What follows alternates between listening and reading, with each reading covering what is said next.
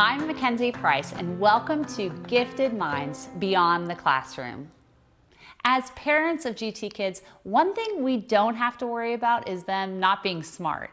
My kids make my head spin sometimes. From an academic standpoint, these kids can excel if they choose to, so that usually isn't a concern.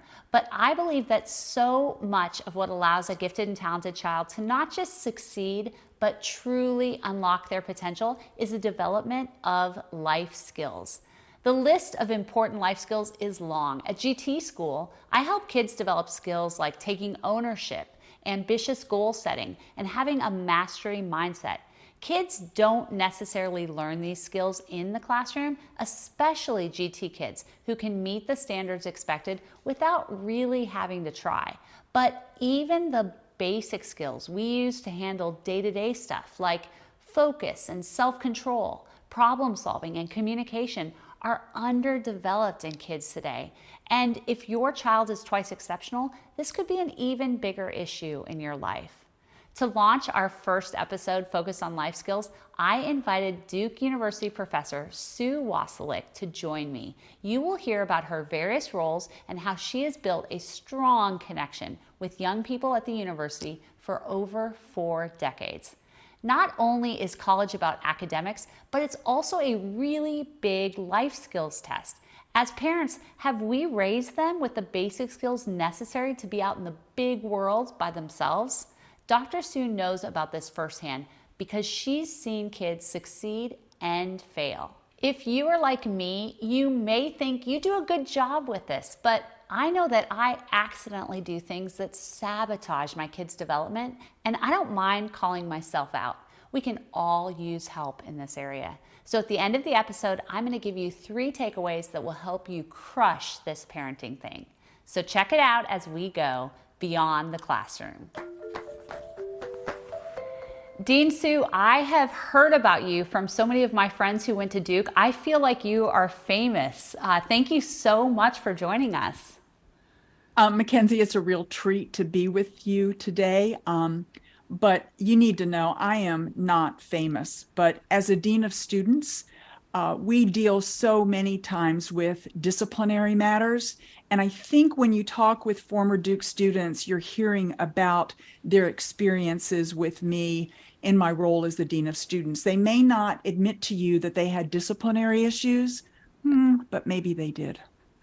I'll have to keep that in mind when I talk to them again and say, Dean Sue told me something about you as well. They will tell you everything after you say that. They will want to tell you the whole story. People want to share disciplinary records, and I'm not sure why. That's true. You went to Duke as an undergrad, and you basically never left. You were 40 years as a dean of students. You're a teaching professor. I think it's safe to say that you have a really great understanding and connection with the young people that are going to Duke. Yeah, I want to think that I have had that understanding and that connection. It's hard to be someplace for 40 years and not really get to know the people, the students, the place. And I also had this incredible opportunity to live with 200 freshmen for almost 10 years in a residence hall. And so I've also had an opportunity to experience students at a couple of other schools over the years, including graduate and professional students. So yeah, a lot of students, a lot of connections. I've tried to maintain those connections over the years, but full disclosure to anyone watching this video, I have no children of my own. But I sure do know a lot of other people's children, and I have a lot of advice for them. So with an acceptance rate of less than 6%, I think it's very safe to say that these kids are really smart, but are they prepared well for college? The students that I've interacted with over the years are, as you said, very smart. They are so book smart.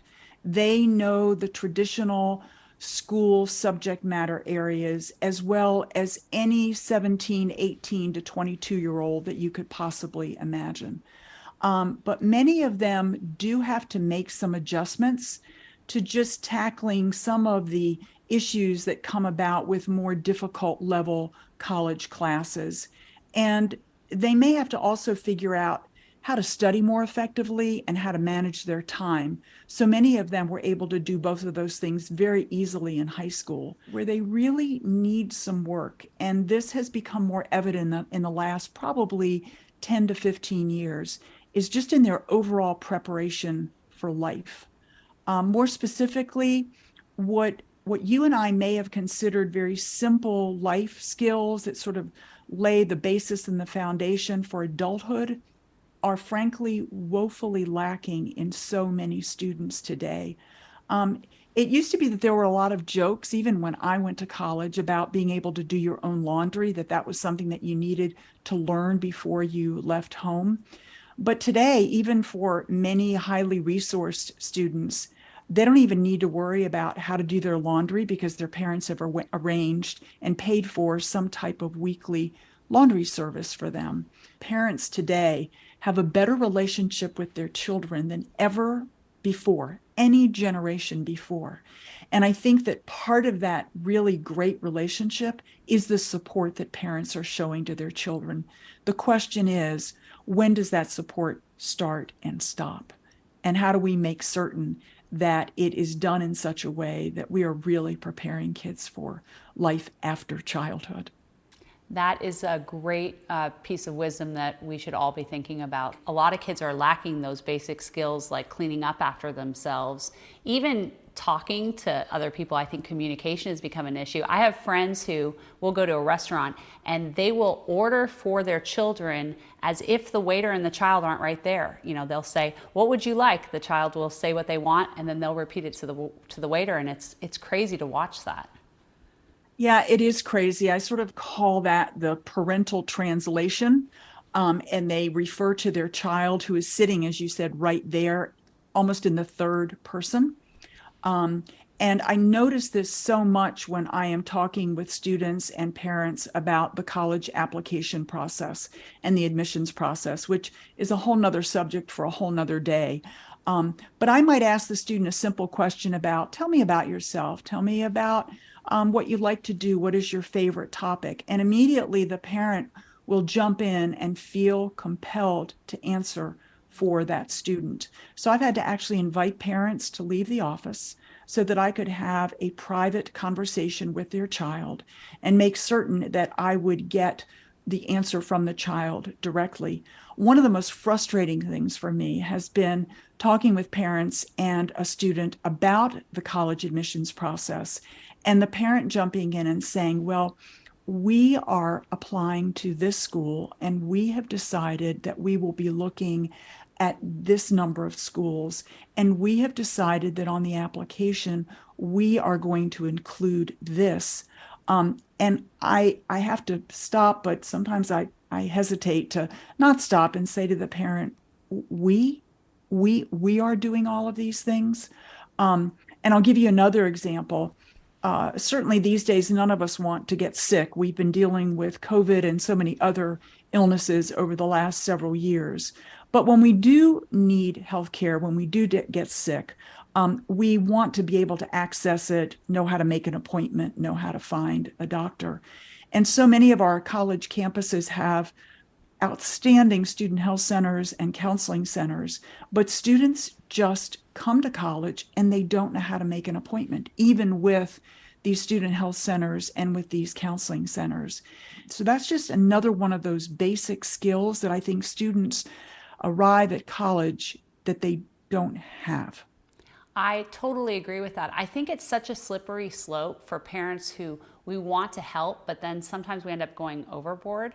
I know for me, my younger daughter tends to have her head kind of up in the clouds a lot. So she would call me at school and be like, I forgot this homework assignment and I really, really, really need it. I'm gonna get dinged if I don't turn it in. Can you please drop it off at lunch? And I would sit there finding myself, okay, fine, I'll drop this off and I'll take this to you. And then one day she called and she had forgotten to put shoes on and was at school with no shoes. And at that point, I think I had this moment of like, what am I doing? This is crazy. And I had to kind of help her learn, like, you have to be responsible for basic things like getting ready for school and being prepared. You've just given a great example of how hard it is for parents to sort of know where to draw that line. And I'm sure it was really hard for you. to let her go through the day without her shoes, but it's an incredible opportunity to enable her to learn, for you to teach her how to take care of herself.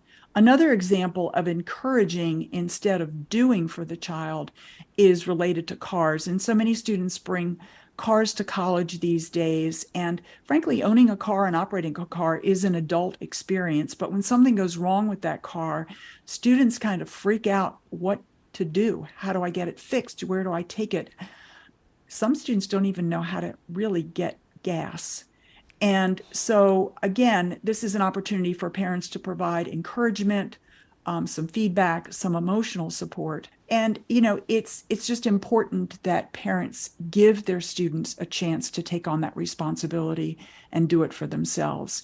And it's also important for students to understand where their responsibilities start and stop, and which responsibilities on any given day are more important than others. For example, a student emailed me this semester to say, I just can't make it to class today because my phone died and I need the day to go get it fixed. Now, Mackenzie, as well as I do, what it's like to go without a phone for even a minute. So I get it. I understand how critical that is. But there's also a question that I would have. What is more important? Figuring out how to get that phone fixed in a way and at a time that won't interfere with your classes, or just saying, I'm going to skip my class.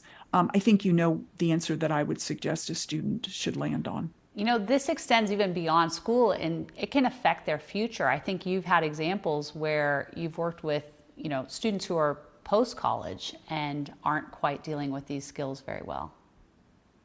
Yeah, there are some crazy, crazy examples of parents who will actually call an employer after a child has interviewed for a job or received a contract and say, that wasn't my child's best day. I hope you'll give them another interview. Or I had a chance to review my child's employment contract. And frankly, I think they're worth more than the salary that you've offered.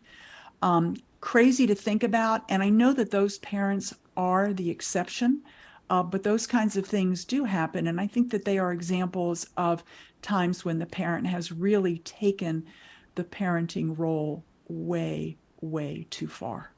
That is totally disturbing, and yet I hesitate to say too much because I'm sure there are things that I do sometimes that kind of fall into that, that path. I don't want this to be a time or a session here where I sound as though I'm trashing parents, because part of the joy of working as a dean of students for the last 40 years has been getting to know so many awesome parents.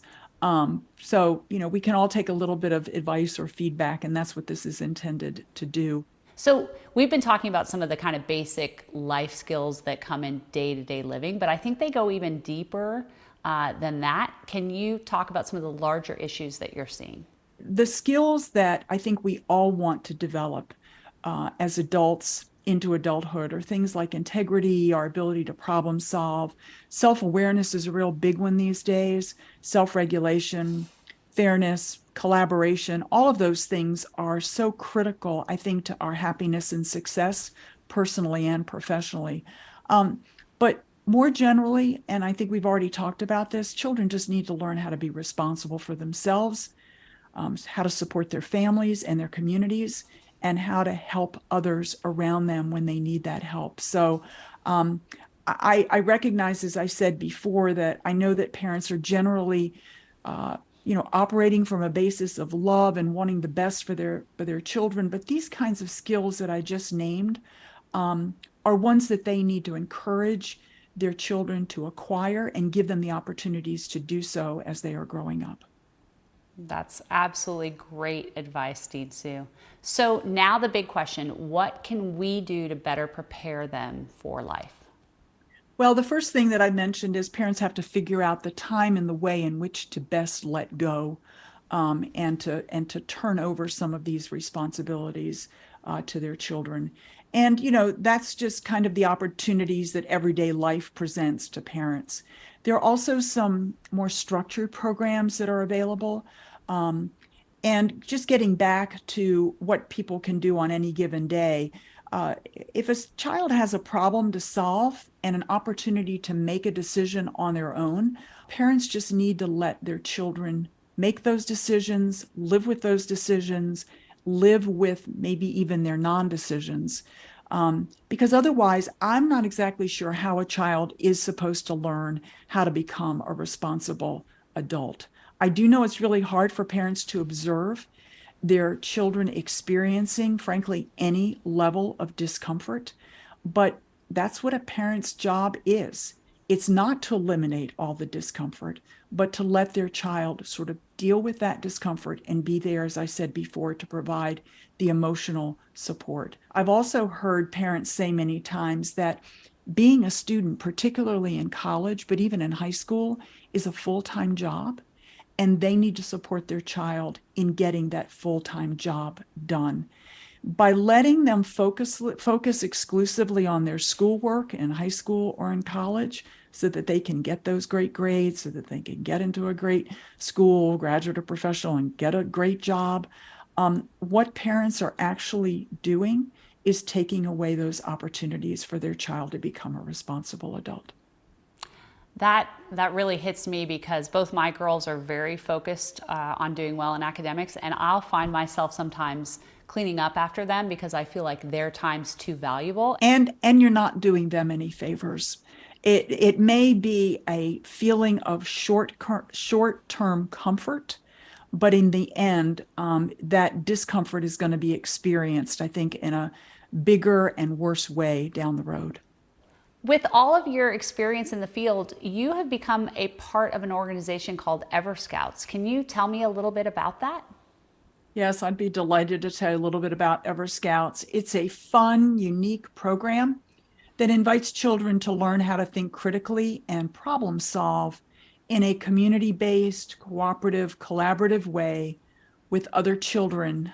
It's based on an adventure and a mission, and it's been designed and it is led by experts.